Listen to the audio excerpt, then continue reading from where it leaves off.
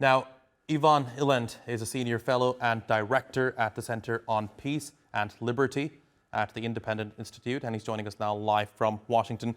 Great to have you here with us on TRT World. And I just want to pick up on what Victoria mentioned, the Donald Trump statement, or perhaps social media post showing what Mark Rutte, the NATO Secretary General, had told him after he struck Iran. I mean, you know, I remember, I think it was yesterday, when Mark Rutte was asked from a reporter at a press conference during this NATO summit about what he thinks if the U.S. strikes on Iran were in line with international law. He basically said that, yes, they were. He basically rejected the premise of the question that it's against international law. And now we're also hearing reports that the Secretary General of NATO has been able to convince most member states about Donald Trump's desired budget spending. So this Secretary General of NATO is, someone who the United States has always desired, because he's basically doing everything that the U.S. always wanted. Yes, I think he is. And this 5% is a significant, if the countries, stick to it, which has always been an issue in European defense spending. That's an accomplishment for Trump. And certainly it is. But if the other countries expect the U.S. to pump its defense spending up to 5%, that's a problem for me, because the U.S. spends what the next nine highest spending countries spend on defense already. And we're defending the entire world. And there's some people in the United States who would like the U.S. to be at 5% as well. And as for the Iran thing, I think he will attempt to make the 5% and the Iran strike as come in triumph. And I think that's what he wants. He wants that ceasefire for, one of the reasons he wants it is for this summit.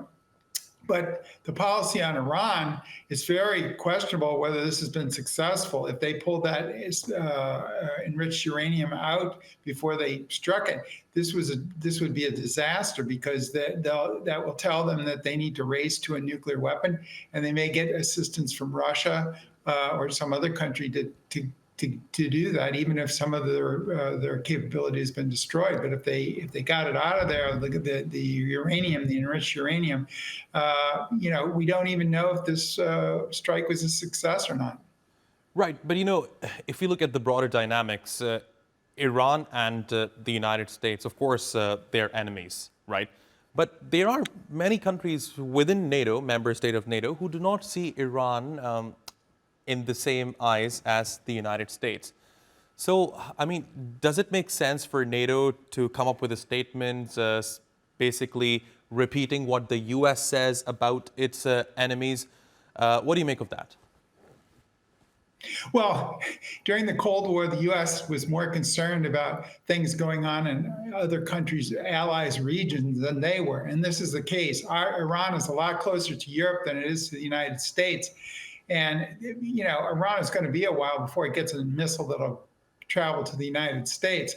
And so the United States, you have to ask yourself from a strictly national perspective, why we're getting involved in Israel's attempt to take out which I say is a quixotic attempt to take out. This is the point I was trying to make. But right now it's not just the U.S. involved in what Israel wants the U.S. to do, right? NATO is also getting involved into all of this, because the Secretary General of NATO has made it very clear that it won't allow Iran to have nuclear weapons. So, I mean, in some ways, it could result, if things blow out of proportion, it could get many countries involved, possibly NATO involved. And as you said, Russia, if there's some sort of partnership going on between Russia and Iran, then, we are looking at a disastrous result, not just for the region, but for the world.